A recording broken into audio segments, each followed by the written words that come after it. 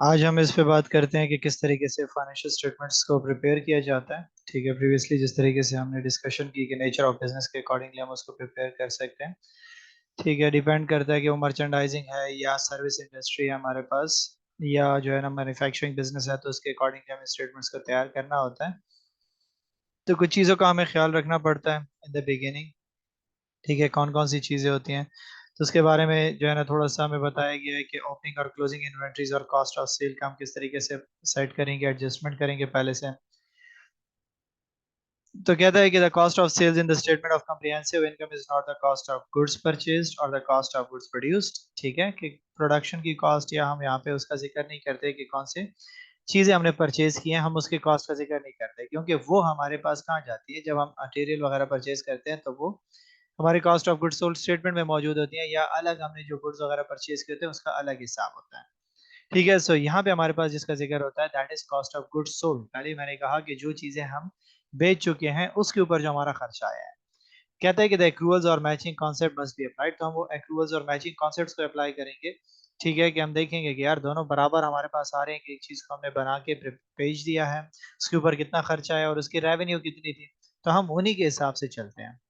कहते हैं कि when there are differences between the quantity of materials purchased or made, the quantity of materials used or sold, there is an increase or decrease in inventory during the period।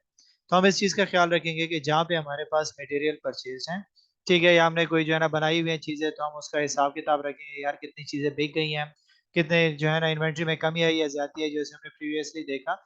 हमने कहा कि इसको हम up to date रखेंगे, हम इस हिसाब से नहीं चलेंगे कि पहले कितना था। हम ये देखेंगे कि हमारे पास उसमें इंक्रीज आया ड्यूरिंग द पीरियड या डिक्रीजिंग आया है। फिर कहते हैं to calculate the cost of sales for statement of comprehensive income it is necessary to make an adjustment for the changes in amount of inventory. तो पहले हम एडजस्टमेंट्स करेंगे कि हमारे पास जो उसमें कॉस्ट ऑफ सेल्स में चेंजेस आई हुई हैं हम उसको अपडेट करेंगे। मैं प्रीवियस उसको उठा के नहीं चलूंगा कि यार प्रीवियसली जो साल के पिछले साल आया था वही हिसाब मेरा अब चलेगा। तो उसके लिए मैं क्या करूंगा, मेरे पास जो एडजस्टिंग एंट्रीज दी होंगी मैं पहले उसको एडजस्ट करूंगा। कि लेट से मेरे पास ओपनिंग इन्वेंट्री थी 5000, परचेजेस मैंने किया तो वो हो गया कितना टोटल 50,000। तो कहते हैं कि this is amount of goods that were available to be sold, कि मेरे पास सेलिंग के लिए अभी बिकी नहीं है बल्कि सेलिंग के लिए मेरे पास ये चीजें प्रिपेयर हो चुकी हैं। तो मैंने उसको क्या कर दिया यहाँ पे ऐड कर दिया कि यार मैंने परचेजेस की इतनी की और मेरे पास ऑलरेडी इन्वेंट्री मौजूद थी, तो मैंने उन दोनों को जमा कर दिया कि टोटल मेरे पास इतना सामान बेचने के लिए मौजूद है। फिर मेरे पास क्लोजिंग इन्वेंट्री दी गई है, कहते हैं कि 12,000 उसमें क्लोजिंग इन्वेंट्री थी जो मैंने उसमें से निकाल ली एट द एंड, कि this is the total amount of goods still held at the end of the period, कि जो मेरे पास क्या है कि जो स्टिल बच चुकी है। ठीक है, बाकी बिक गई है और ये बच चुकी है, तो मैंने उस बचे हुए को क्या करना है, उसमें से निकाल देना है। तो जब मैंने निकाल दिया तो मुझे क्या पता चला, the amount of goods that were sold, कि कॉस्ट ऑफ सेल्स या कॉस्ट ऑफ गुड्स सोल्ड कितना हो चुका है, मैंने उसको अपडेट कर दिया। ठीक है, तो रिसेंट टाइम पीरियड के अकॉर्डिंगली उसमें जो मेरे पास चेंजेस आई थी, एक ये था कि मैंने परचेजिंग किया था, फिर मैंने उसमें से क्या निकाल दिया कि यार क्लोजिंग इन्वेंट्री जो बच गया मैंने उसको निकाल दिया। मेरे पास टोटल कॉस्ट ऑफ सेल जो आई मैं उसको वहां पे रिकॉर्ड करूंगा।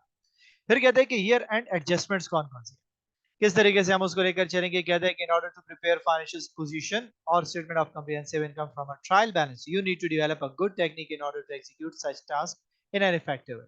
तो हम क्या करेंगे, चार स्टेजेस के ऊपर पेपर में भी इस तरीके से हम इसको देखेंगे और इसको सॉल्व करेंगे।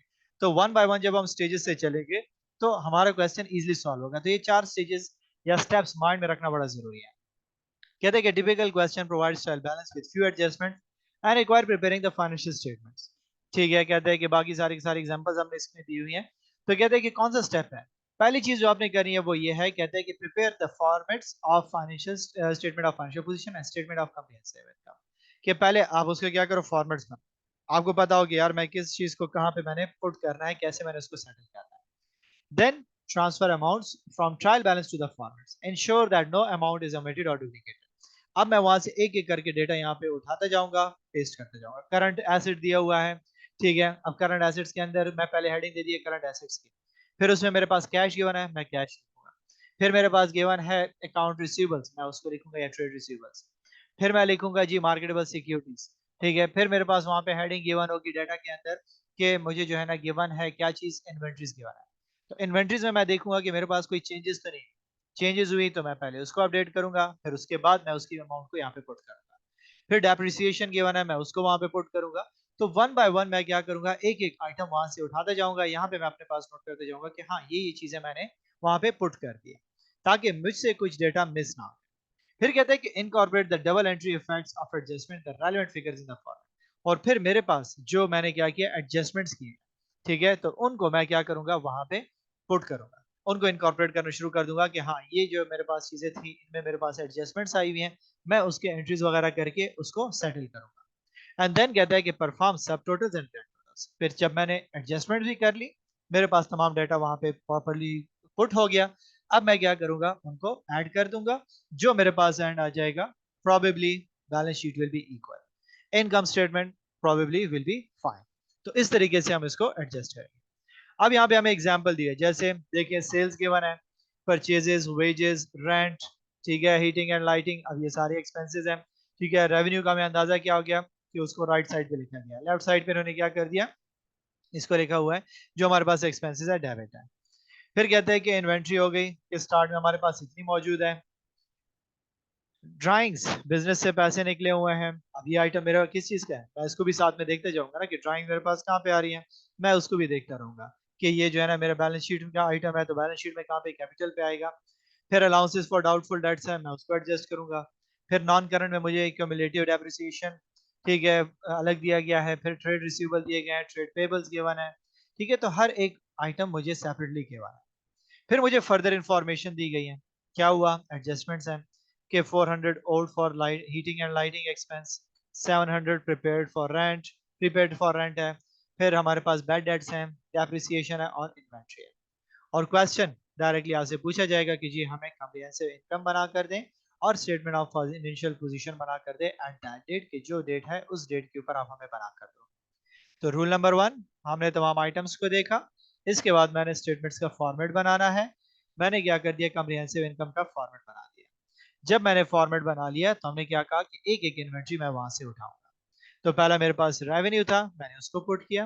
फिर मेरे पास कॉस्ट ऑफ सेल पूरा नहीं गिवन था, मैंने क्या देखा, वहां पे मुझे वैल्यूज गिवन है, तो मैंने उठाया क्या, ओपनिंग इन्वेंट्री। फिर मेरे पास परचेजेस गिवन था, मेरे पास देखें तो उन दोनों को जब मैंने क्या किया, ऐड किया, तो मेरे पास जो है ना वैल्यू आ गई। फिर मेरे पास क्लोजिंग इन्वेंट्री मौजूद थी, मैंने उसको क्या कर दिया, उसमें से माइनस कर दिया। फिर मेरे पास क्या बचा, 302,900। जब दोनों को जो है ना मैंने माइनस कर दिया, कॉस्ट में से, रेवेन्यू में से मैंने कॉस्ट को निकाल दिया, ग्रॉस प्रॉफिट मेरे पास 125,100 आया। अब ये छोटा सा ई जो आपको गिवन है, तो ये यहाँ पे इन्होंने क्या किया, कैलकुलेशंस वगैरह के लिए आपको बता रहा है, ठीक है, कहाँ पे हमने कौन सी कैलकुलेशंस की है, कौन कौन सी एडजस्टमेंट्स की हुई हैं। तो हम उसके लिए इसको इस्तेमाल करते हैं कि आपको सिर्फ ट्रिक्स बताना है कि यार कौन सी चीज़ कहाँ से इन्होंने कॉपी की हुई है, कौन सा डेटा यहाँ से लिया है। तो अगर हम देखें तो यहाँ पे हमारे पास सारा का सारा डाटा गिवन है, ठीक है, सेल्स हमारे पास गिवन है 4,28,, ठीक है। फिर यहाँ पे देखो इन्वेंट्री हमारे पास गिवन थी, ठीक है। देन हम देखें तो हमारे पास क्या है, ड्राइंग हमारा आइटम नहीं है, ठीक है, नॉन करंट नहीं है, एक्यूमुलेटेड नहीं है, ट्रेड पेबल्स नहीं है, कैश नहीं है। लेकिन जब हमने एडजस्टमेंट्स में देखा तो यहाँ पे हमारे पास इन्वेंट्री गिवन थी, तो हमने यहाँ से क्या किया, डाटा को उठाया कि क्लोजिंग इन्वेंट्री देखो 16,500, तो ये ई वाला देखें हमारे पास क्या है, इसको मेंशन किए हुए है कि ई पॉइंट हमारे पास 16,500 था। तो हमने यहाँ से डाटा उठा के वहां पे पुट कर दिया। तो जब हमने वहां पे डाटा पुट किया तो हमने उस पर देखा कि क्रॉस प्रॉफिट इतना बन गया।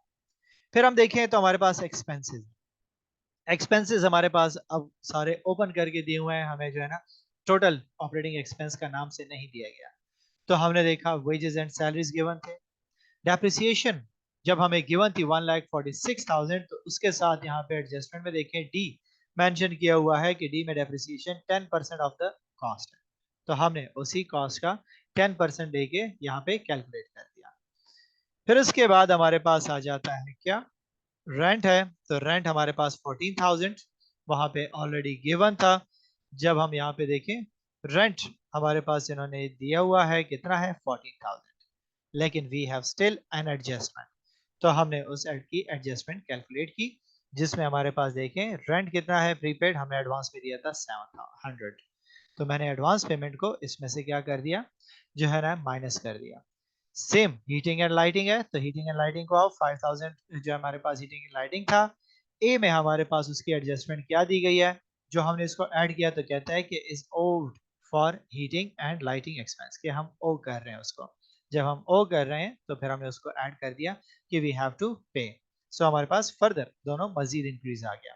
फिर हमारे पास देखें तो बैड डेट्स डाउटफुल डेट्स, तो हमारे पास जो है ना बैड डेट्स कहता है कि 1200 प्लस 500 हमारे पास डाउटफुल डेट्स के लिए गया है। तो यहाँ पे आई कहता है कि it is decided that the bad debts is 1200 should be written off and that the allowances for doubtful debt is 4500। तो हमारे पास जो है ना हमने क्या किया कि जो डाउटफुल डेट्स है उसके लिए अलाउंस हमने 4500 किया, जो हमारे पास डाउटफुल थे हमने उसको क्या कर दिया 1200।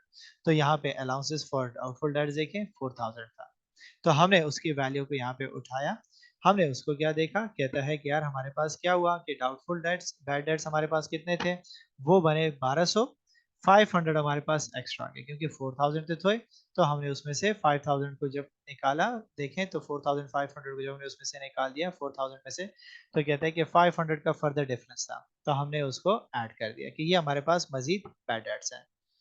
जब हमने इसको टोटल किया तो हमारे पास कितने एक्सपेंसेस बने 99,000। तो सिंपल हमने 125 में से इन दोनों को माइनस किया, हमारे पास आया अमाउंट कितनी 26,100।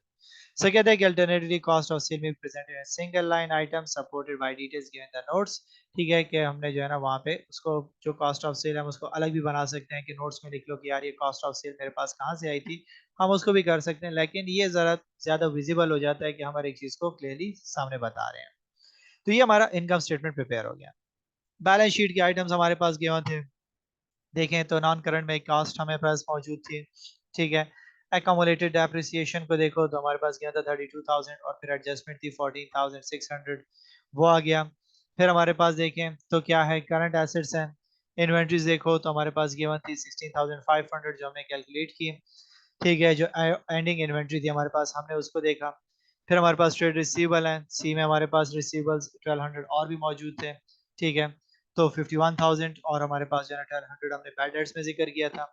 ठीक है, वो आ गया। Allowances for bad debts 4000 already थे, 500 फर्दर आ गए, 4500 हो गया। तो उन दोनों को देखें तो हमने जब इक्वेट किया तो हमारे पास आया 45,300। फिर प्रीमेड्स पेमेंट्स हमने जो की थी कि हमने रेंट एडवांस में पे किया था, वो आ गया। फिर हमने कैश का जिक्र किया कि कैश हमारे पास कितना है, तो हमने करंट एसेट्स को यहाँ पे लिख लिया, जिससे हमारे पास टोटल करंट एसेट्स इतने आए। हमने उन दोनों को जमा किया, टोटल एसेट्स का हिसाब आ गया। फिर जब हम इक्विटी साइड पे आए तो हमने क्या कहा कि कैपिटल स्टार्टिंग में इतना था मेरे पास ऑलरेडी गिवन था। प्रॉफिट मुझे कितना हुआ 26,100 का, जो यहाँ पे अभी हमने स्टेटमेंट्स में देखा कि मेरे पास जो है ना प्रॉफिट फॉर द ईयर मैंने वो भी उठाना है, यहाँ पे पुट करना है बिकॉज ये मेरे पास प्रॉफिट था, हमने इसको रिटेन कर लिया साल के अंदर, जितना हमने कमाया था हमने अपने पास रखा हुआ है। फिर हमने कहा था कि ड्राइंग हुई है, पैसे निकाले ऑनर ने अपने इस्तेमाल के लिए, तो जब हमने इसको कैलकुलेट किया ये अमाउंट आ गया।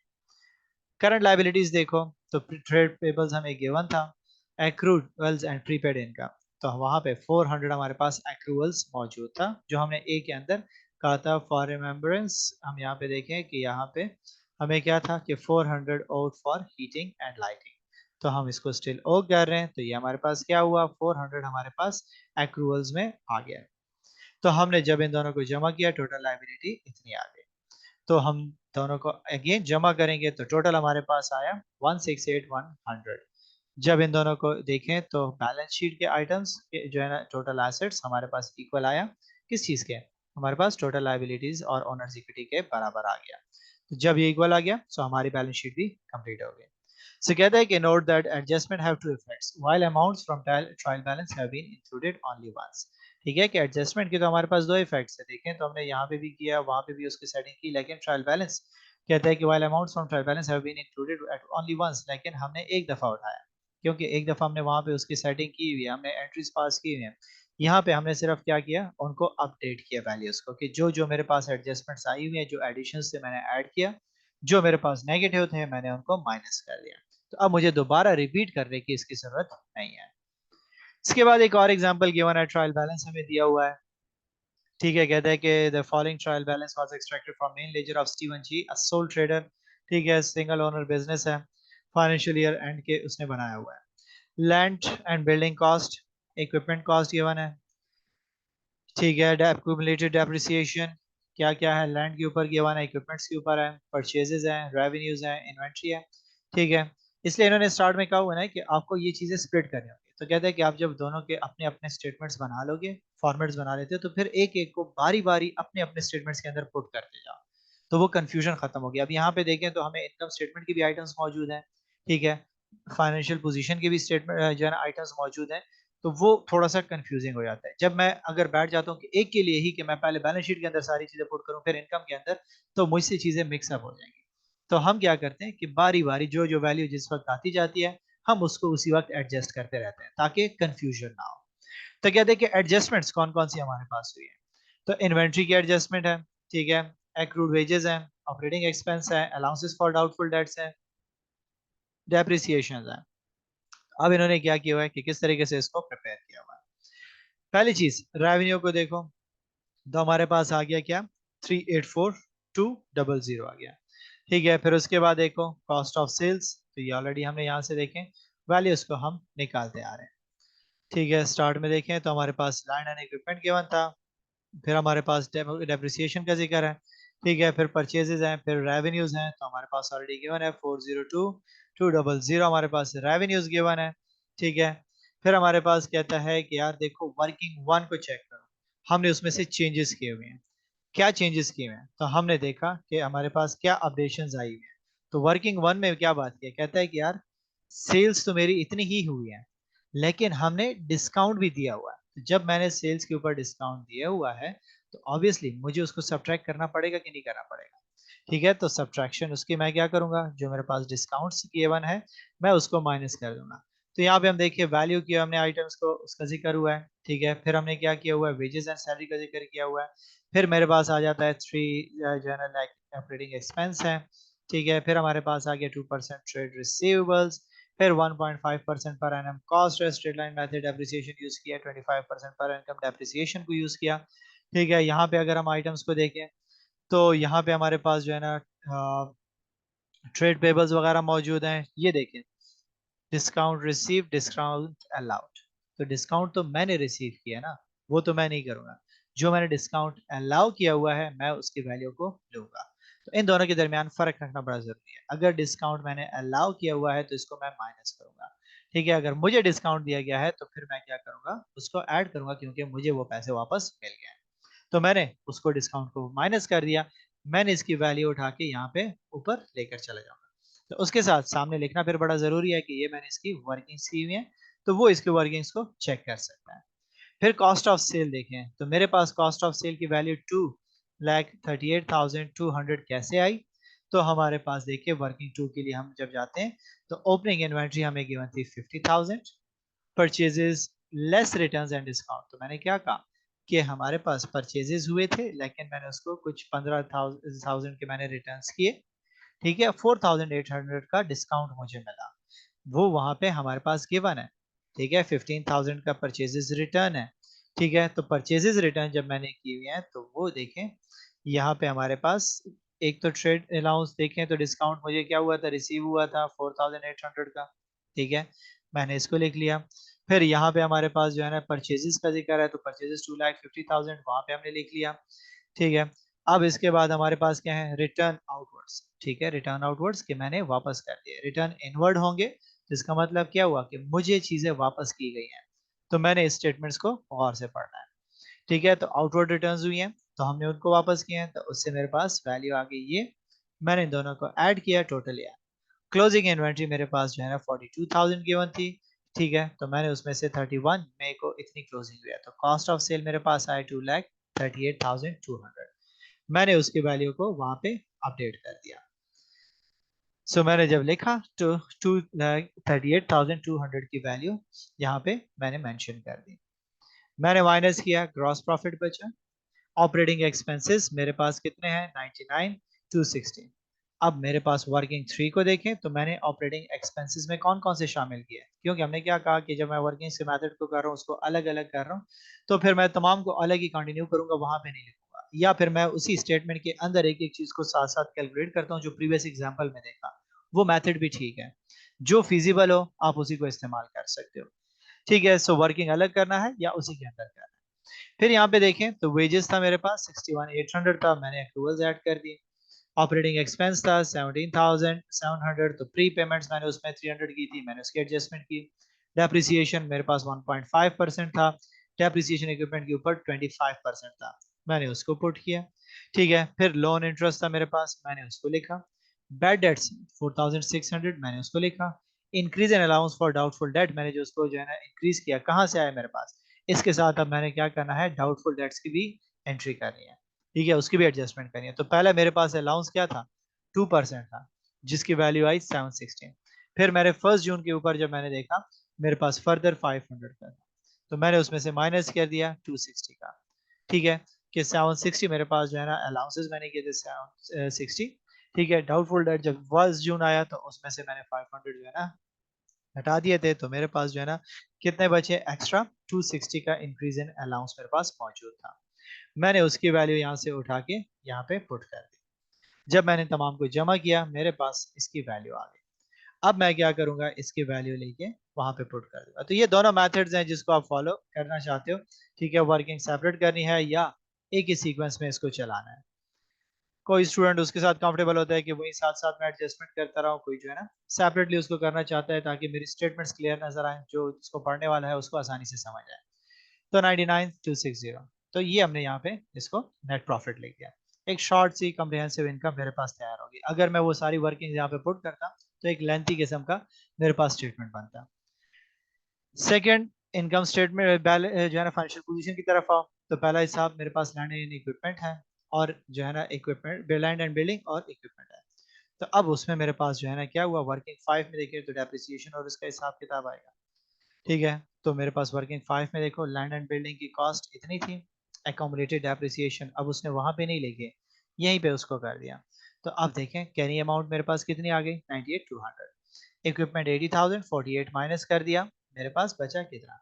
तो अब मैंने क्या करना है कि शॉर्टकट करने के लिए, मैंने उसको क्लीन करने के लिए, अपने रिकॉर्ड को अपडेट करने के लिए मैंने यहाँ पे मेंशन कर दिया। फिर जहाँ पे ट्रेड रिसीवेबल्स है, तो देखिए ट्रेड रिसीवेबल 38,000 था, अलाउंसेस फॉर डाउटफुल डेट मैंने यहीं पे कैलकुलेट कर दिया, इसकी वैल्यू भी मेरे पास यहाँ मौजूद है।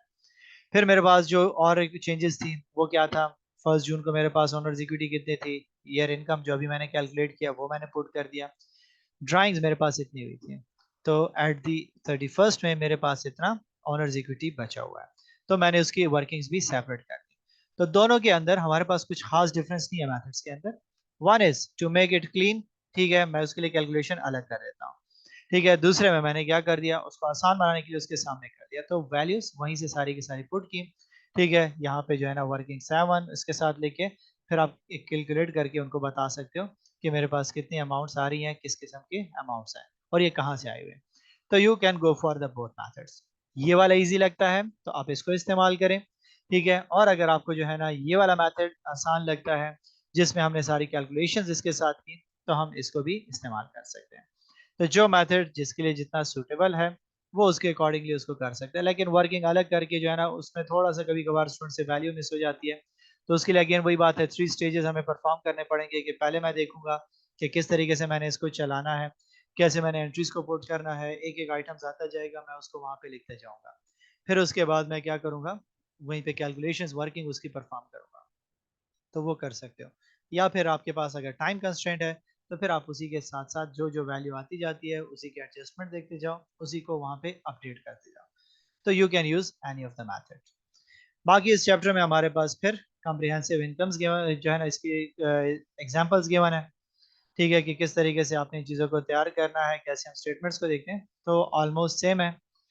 तो आप इजीली उसको प्रैक्टिस कर सकते हो। देखिए हमारे पास यहाँ पे बिजनेस दिया हुआ है, उसके स्टेटमेंट्स दी हुई हैं। ठीक है, लैंड बिल्डिंग इक्विपमेंट सब कुछ हमें गिवन है, एडजस्टिंग एंट्रीज गिवन है। फिर एग्जांपल मांगा क्या हुआ है, कम्प्रिहेंसिव इनकम बना कर दो, फाइनेंशियल स्टेटमेंट बना कर दो। तो हमने देखा कि हमारे पास क्या है, वर्किंग्स अगेन मेथड यूज किया हुआ है कि हर एक चीज को उन्होंने स्प्लिट कर दिया, यहाँ पे नेट इनकम बना लिया। ठीक है, यहाँ पे देखिए फाइनेंशियल पोजीशन के लिए सारी के वर्किंग्स वहाँ पे इन्होंने वर्किंग 1 2 के नाम से सारी की सारी परफॉर्म करके उसको अप टू डेट कर दिया। ठीक है, सो ये हमारा जो है ना चैप्टर था। बाकी तो प्रैक्टिस है, जितना इनकम स्टेटमेंट उसको प्रैक्टिस करोगे तो आसान तरीके कार इसके लिए क्या है कि पहले टाइम थोड़ा सा ज़्यादा लगता है स्टूडेंट्स को इसको बनाने में। ठीक है, तो पहले थोड़ा सा आप इसको बनाने के ऊपर अपने आप को ओवर जो है ना डिफिकल्टीज को ओवरकम करो, स्टेटमेंट्स को अलग करो। या इसका आसान तरीका होता है कि आप अपने पास जो है ना 2 3 पेजेस ओपन रख लो साइड पे। ठीक है, और क्वेश्चन अपने सामने रखो। तो वहां से डेटा एक्सट्रैक्ट करते जाओ, एक एक पेज के ऊपर बनाते जाओ, एक के ऊपर इनकम स्टेटमेंट, दूसरे के ऊपर बैलेंस शीट, तीसरे के लिए वर्किंग के लिए रख दो। तो जहाँ पे वर्किंग जो चीजें सामने सामने आपकी होती रहेंगी, आपसे कभी भी कंफ्यूजन नहीं होगी। तो जब आप इसको स्टार्ट में करोगे तो थोड़ा सा टाइम कंज्यूमिंग होगा, लेकिन फिर उसके बाद आप अपने लिए टाइमर सेट करो, फर्स्ट देखो कि यार कितने टाइम में मैंने इसको किया, फिर प्रैक्टिस करो, फिर अगेन प्रैक्टिस करो, फिर जितना टाइम वो कम होता जाएगा टाइमर के through, that will be your success, कि आप इजीली जो पेपर के अंदर आपके पास टाइम है उसके अंदर आप उसको इजीली कर सको, सही तरीके से कर सको, दैट ओनली काउंट्स। ठीक है, so that was the chapter and enough for today.